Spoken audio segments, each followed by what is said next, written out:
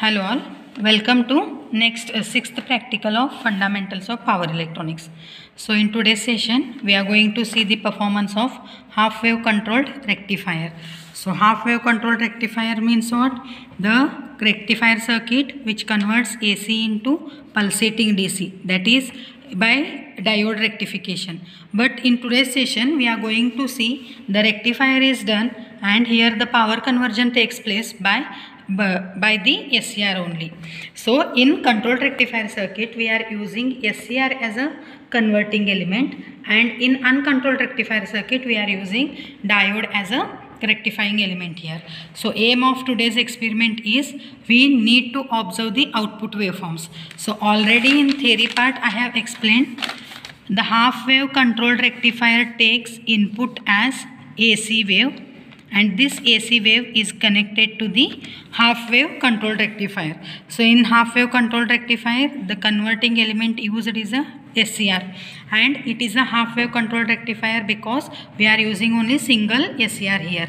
So half wave म्हणजे हे काय करणार आहे, पॉझिटिव्ह हाफ सायकलला फक्त SCR ऑन असणार आणि नेगेटिव्ह हाफ सायकलला SCR काय असणार आहे, रिव्हर्स बायस्ड असणार. सो रिव्हर्स बायस असल्यामुळं ऑन होणार नाही SCR आणि ते हाफ वेवला नेगेटिव्ह हाफ वेवला कन्वर्ट करणार नाही. बट पॉझिटिव्ह हाफ सायकलला SCR फॉरवर्ड बायस्ड असतोय आणि सपोज जर आपण गेट पल्स दिलो तर SCR काय होणार आहे, कंडक्ट होणार, आणि कंडक्ट झालं तर तिथून आपल्याला काय मिळणार आहे, आउटपुट व्होल्टेज मिळणार. सो ज्या पॉईंटला SCRला ऑन करणार आहे दॅट अँगल और that point is called as a firing point. आणि फायरिंग पॉईंट म्हणजे काय, गेटला पल्स देणार आहे. सो पल्स कसं चेंज होत जाणार आहे, आता कन्सिडर करा AC वेव देणार आपण. सो टोटल AC वेव किती असणार आहे, 0 टू हा half cycle 180 degree and negative half cycle 360 degree. So एक सायकल जर फक्त तुम्ही कन्सिडर केला, पॉझिटिव्ह हाफ सायकलला SCR काय होणार आहे, ऑन होणार आहे. सो सपोज जर डायग्राम कन्सिडर केला तर कन्वर्टिंग एलिमेंट काय असणार इथं, SCR is a converting element and load is used as a resistive load, and for this combination here we are connecting AC as a input. So positive, negative. So for positive half cycle, that is from the 0 to 180 degree duration, upper terminal will be positive, lower will be negative. So due to this supply, positive gets connected to the anode and negative gets connected to the cathode. So positive half cycle makes the SCR forward biased, but SCR forward होतोय but gate pulse देऊपर्यंत SCR conduct होणार नाही. So गेटला pulse द्यायला लागणार. गेटला pulse देणार म्हणजे काय, गेटला आम्ही इथं करंट पल्स अप्लाय करणार, दॅट इज IG देणार आहे. सो IG आम्ही कधी कनेक्ट करू शकतो आहे, फक्त पॉझिटिव्ह हाफ सायकलला, का म्हणजे SCR पॉझिटिव्हमध्येच फॉरवर्ड असणार आहे. नेगेटिव्ह हाफ सायकलला भलेही जरी तुम्ही गेट पल्स दिला तरी SCR काय असतं आहे, रिव्हर्स बायस असतं आहे, आणि SCR जर रिव्हर्स बायस असेल तर गेट पल्स दिलं तरीही सुद्धा ते ऑन होणार नाही. नेक्स्ट आता पॉझिटिव्हला फॉरवर्ड बायस होणार आहे. आता हा फॉरवर्ड बायसडला आपल्याकडे ड्युरेशन किती आहे, 0 टू 180 डिग्रीचं ड्युरेशन आहे. तर गेट पल्स काय करू शकतो आहे आपण, 0 टू 180 डिग्री हा पूर्ण ड्युरेशनमध्ये कुठंही अप्लाय करू शकताय. तेच जर डायोड यूज केला तर डायोडमध्ये काय होणार आहे, AC supply as a input देणार. आता पॉझिटिव्ह हाफ सायकल कन्सिडर केला तर डायोड पॉझिटिव्ह हाफ सायकलला ऑन होतं आहे, आणि सपोज जर डायोड सिलिकॉनचं असेल तर 0.2ला ऑन होणार, 0.7ला ऑन होणार, आणि जर्मेनियमचा असेल तर 0.2 किंवा 3ला ऑन होणार आहे. तर डायोडमध्ये कुठंही गेट पल्स द्यायला लागत नाही आहे, डायरेक्टली फ्रॉम द 0 आपल्याला काय मिळणार आहे, आउटपुट व्होल्टेज मिळणार. नेक्स्ट नेगेटिव्ह हाफ सायकलला डायोड रिव्हर्स बायस असणार आहे, आउटपुट व्होल्टेज 0 असणार. परत पॉझिटिव्ह हाफ सायकलला डायोड फॉरवर्ड बायस होतं आहे, डायोडला फक्त ॲनोड कॅथोड टर्मिनल आहे, गेट नाही आहे, तर दिलेलं सप्लायपासून डायोड ऑन होणार आणि हाय तसं आपल्याला आउटपुटमध्ये काय मिळणार आहे, पॉझिटिव्ह मिळणार. So this is the uncontrolled rectification. So uncontrolled rectification means circuit which has diode as a converting element and which converts AC supply in the form of a pulsating DC. Pulsating म्हणजे actually DC supply कसं असतो आहे, throughout the period the magnitude and direction remains the constant. But इथं काय होणार आहे, direction same राहणार, magnitude same राहणार, बट फक्त जनरेशन पल्सच्या फॉर्ममध्ये होणार आहे. So this is called as a pulsating DC and this pulsating DC generates in a uncontrolled rectifier when diode is used as a converting element. But in today's practical session, what we are observing, we are using SCR as a converting element, and this single SCR is connected here, and for this single SCR AC supply is connected, and this AC supply gets converted into pulsating DC. But that pulsating DC is generally depending upon the pulse, which gate pulse which we are applying at the forward biased SCR's gate terminal. So suppose जर gate आता हा अँगलला तुम्ही दिला, C exact centre consider केला तर हे काय असणार आहे 90 डिग्री. सो गेट पल्स जर मी 90 डिग्री अल्फा ह्यावेळी जर अप्लाय केले तर SCR काय होणार आहे 90लाच ऑन होणार. सो 0 to 90 पर्यंत SCR फॉरवर्ड असणार आहे, बट ऑन होणार नाही का, म्हणजे गेटला पल्स नाही आहे. नेक्स्ट 90 डिग्रीला पल्स दिला, दॅट इज द अल्फा, तर SCR काय होणार आहे सिन्स फ्रॉम द 90 ऑन होतो आहे आणि कुठंपर्यंत ऑन असणार आहे 180 डिग्रीपर्यंत, आणि 0 to अल्फापर्यंत SCR काय असणार आहे ऑफ असणार. So this alpha is called as a firing angle because at different instant of a angle we are applying the gate pulses here. So at which instant we are giving the gate pulse, since from that instant SCR turns on. So this angle is called as firing angle. So in today's performance we are going to observe how single SCR converts AC into pulsating DC, and how by changing the gate pulses we can change the output voltage. So pulse जर alpha जर कमी असेल तर output voltage काय असणार आहे जास्त असणार, आणि अल्फा जर जास्त दिला तर आउटपुट व्होल्टेज काय होणार आहे कमी होणार. It means firing angle and output voltage both are inversely proportional. So the relation is alpha is inversely proportional to the output voltage. So लवकरात लवकर जर गेट पल्स दिला, अल्फाचा अँगल कमी असेल तर आउटपुट व्होल्टेज आम्ही काय करू शकतो इथं मॅक्झिमम जनरेट करू शकतो. So in today's session this is the circuit connection for single phase half wave controlled rectifier circuit using R load. So कनेक्शनमध्ये काय काय आहे, एक SCR यूज केलेला आहे.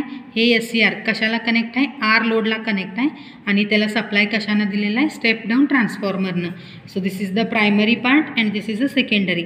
So secondary of step down transformer is connected to the SCR, and cathode terminal of SCR is connected to the resistor, and resistor second terminal is connected to neutral of secondary transformer. So now we'll do the connections. So same connection इथून AC supply आहे. So हा AC supply म्हणजे काय secondary winding of the step down transformer. हा positive supply कुठं connect आहे SCRला. But इथं कनेक्शनमध्ये तुम्ही बघू शकताय डायरेक्टली इथं ब्लॅक लाईन आहे.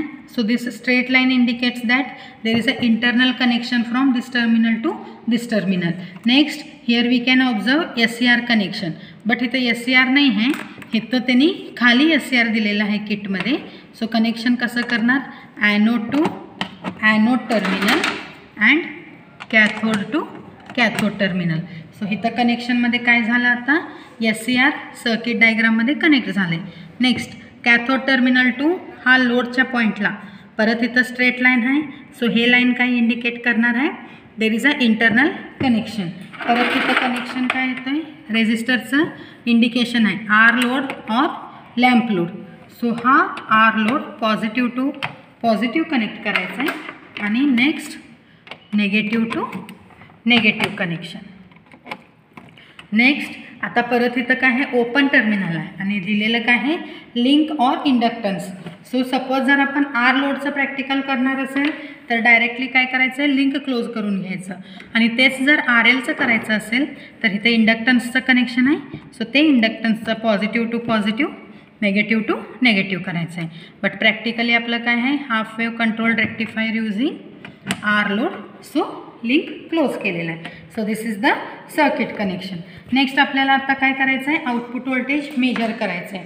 तर आउटपुट व्होल्टेज मेजर करण्यासाठी यूज काय होणार CRO, आणि आउटपुट मेजर कुठं करणार आहे across the load. So directly आउटपुटच्या अक्रॉस CRO प्रोब कनेक्ट करणार. नेक्स्ट आणि काय करायचं आहे आउटपुट व्होल्टेज मेजर करायचं आहे, आणि रेक्टिफायरचा आउटपुट इनपुट काय देणार AC, आणि आउटपुट काय असणार आहे DC. So multimeter is kept in a DC mode. So nearly input is given in the range of 20. So output सुद्धा किती मिळणार 20 ला nearly. So this is the terminal across which we are going to observe the output voltage here. So now we will take the readings. So in a CRO here we can observe the output waveforms. So output तुम्ही इथं observe करू शकताय.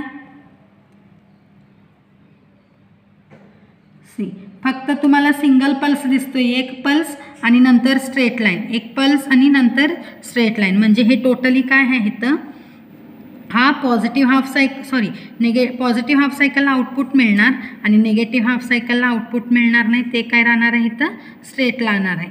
So हे एक pulse, next output voltage 0, again output voltage. Next हे output voltage कशानं आहे, आता suppose जर इक्वली कन्सिडर केला,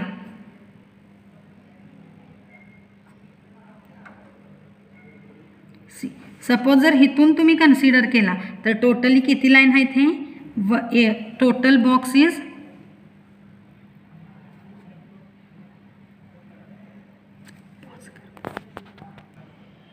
so now here you can observe the output waveforms. So totally output waveforms takes the 4 blocks, 2 straight lines for negative half cycle and half for positive half cycle, during which we are getting the output voltage.